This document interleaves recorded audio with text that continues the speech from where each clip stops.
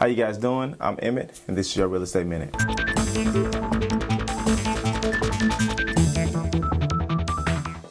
So I wanted to change up the flow of how I did my posts for this channel, and because I wanted to be able to post more frequently and also get feedback on a lot of the issues that I'm dealing with throughout my active day.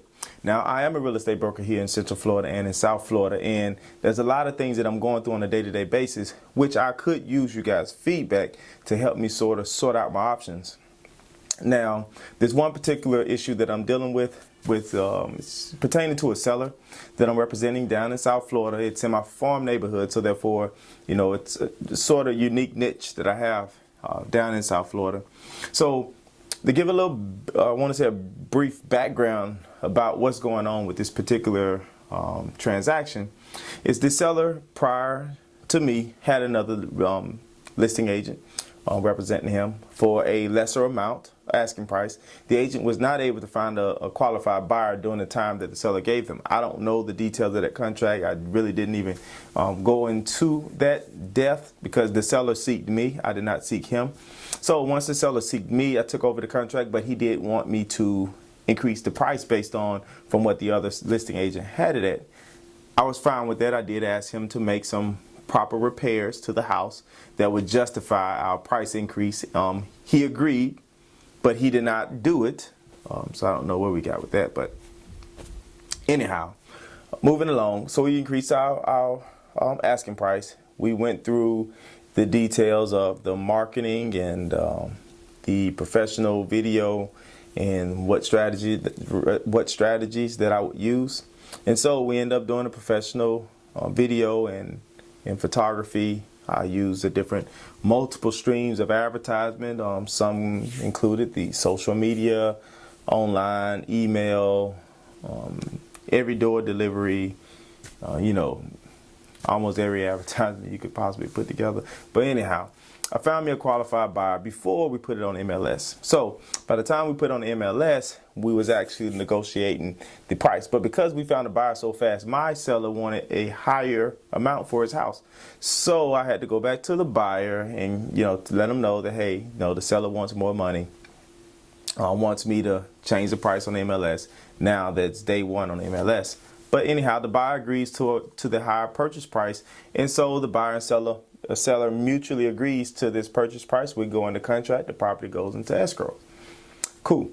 So initially our contract was for a 30-day closing. The seller extended the closing date out to 60 days. And I'm assuming that everything is fine. The seller may need a few more days in order to get relocated. But during the process of this transaction, we get to the inspection. The seller did not want to make any any recommended repairs that I had suggested. He did not want to make any repairs that the buyer had requested. So the buyer agrees to continue to move forward. We get to the appraisal. Now we're about 2 weeks out from our closing date. The buyer had asked me would the seller be out of the property by our closing date. So I had been reaching out to the seller, trying to get information about his relocation date, and his response was, what's the result of the appraisal? And so being that I know that I provided a pretty good CMA to the appraiser, and you know, I have my ways to, you know, make sure that we come to a great price approach on properties, especially that I have listed. So anyhow, I got the appraiser to agree on our asking price. And so again, we're good on the appraisal. I'll let the seller know that. And now we're only 10 days away from our closing date. The seller now asks for an extension to close for another 2 weeks, additional 2 weeks to close. Now, the buyer had initially agreed to the extended closing date to 60 days, but he had mentioned that he would not go beyond 60 days because it would cost him money to extend the interest rate lock. And so the seller would not agree to pay for any of the buyer fees that he would accumulate for extending it beyond that 60 days. So the buyer said, well, you either gave the seller ultimatum, you either close on our extended closing date or I will cancel. The seller gave him an ultimatum, said we're either going to extend for another 2 weeks or you can cancel. Trying to, mediate the two. I'm only representing the seller, by the way. The buyers had their own agent. So for you who is thinking that this was a pocket listing, by all means, I don't do pocket listings.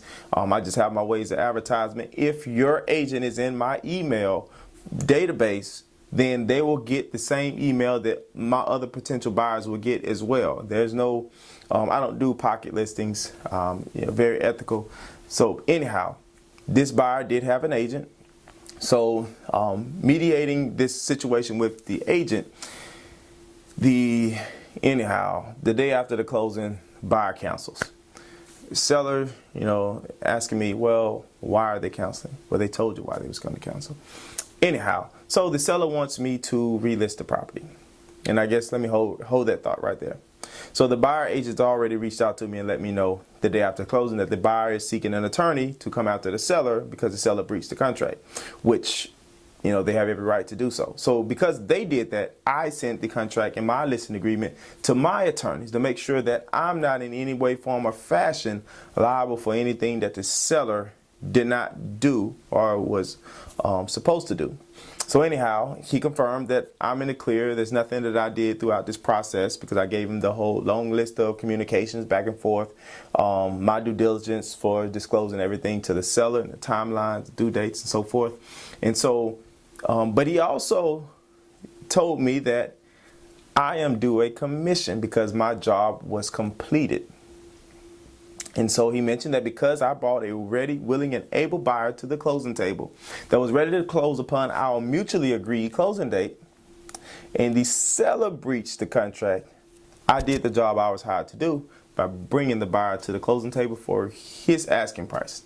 So that basically the attorney said that I'm due a $9,000 commission on the particular deal.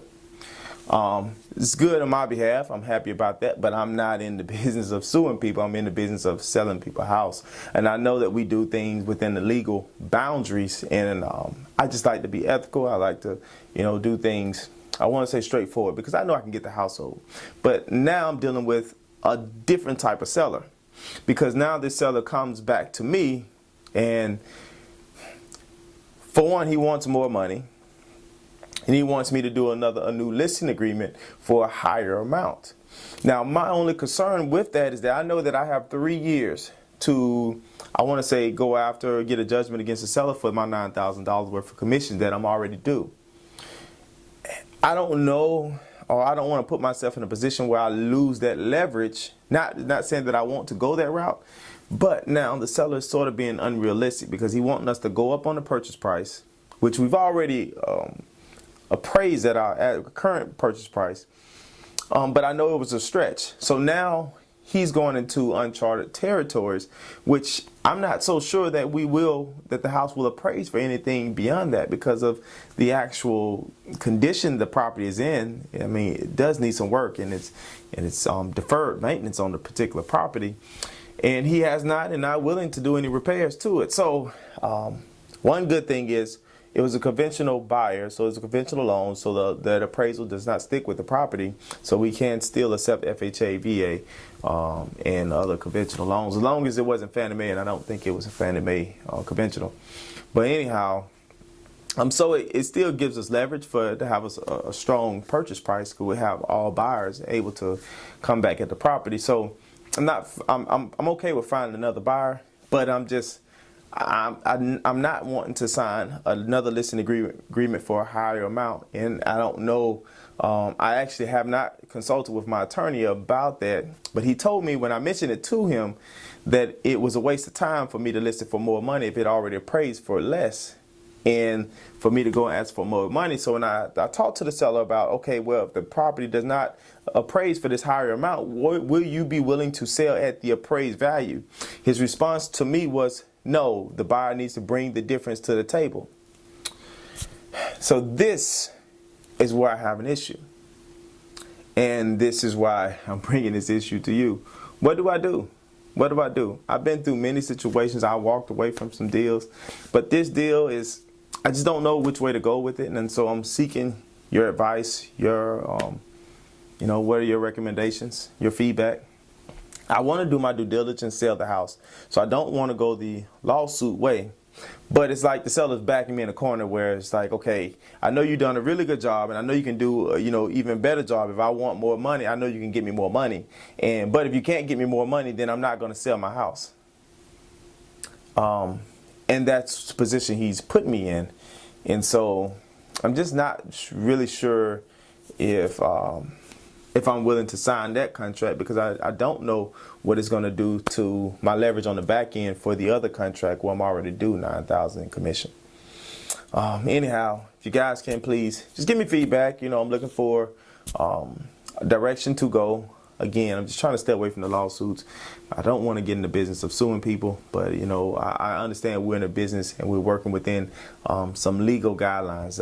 And I almost feel that I should be obligated to seek or reap what I was hired to do, the commissions I was hired to do since the job was completed.